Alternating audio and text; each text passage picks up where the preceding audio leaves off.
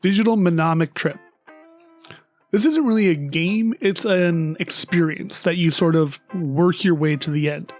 This is a game that has you flying through weird textured areas that are obvious shapes and areas, but the textures are all trippy, so it looks like all psychedelic and weird.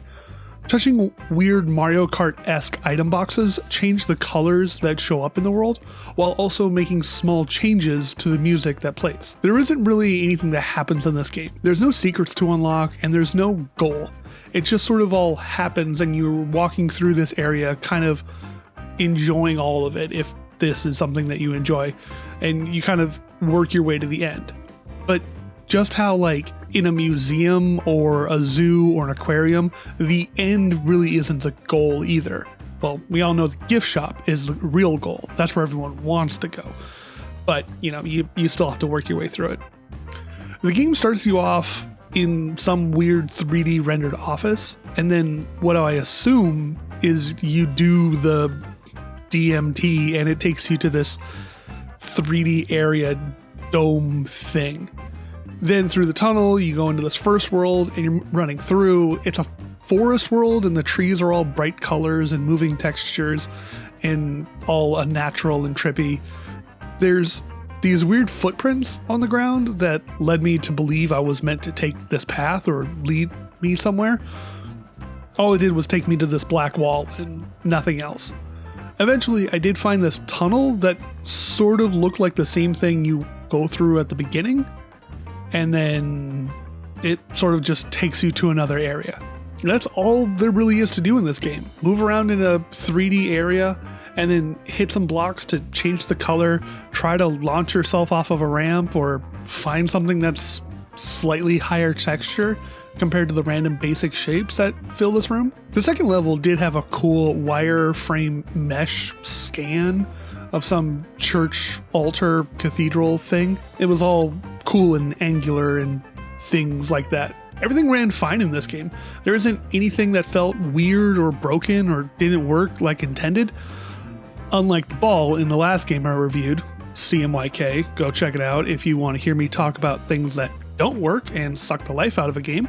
There were a couple of times where I was surprised by what I found in the game. There are things added in the game that are like stock items, but they're arranged sometimes in ways that are useful and fun to the player. Like, there was this one point where I was running past this like satellite station thing, and I obviously could tell what it was just by, even though the textures were gone, I was able to like figure it out by just like the general shape of it. But as I walked past, I saw that there was like a set of stairs that went up, and suddenly I'm not just some random camera flying through this trippy space looking at all the colors. I'm actually some thing, and I can interact with this other thing. It's honestly probably nothing, but it's something that I felt, and maybe someone would find it interesting. There isn't much to say critically about this game. It does what it does and nothing all that crazy. So maybe I could just talk to you about some things that were a little bit cool. There were like 2 or 3 worlds that were fairly flat and there wasn't much elevation change in them. But by the 4th world, there was this mountain that you sort of climb up and go through these Japanese spirit gates. And you head up this mountain, and I don't want to spoil what's at the top of the mountain, but I think there might be some form of like spiritual metaphor there.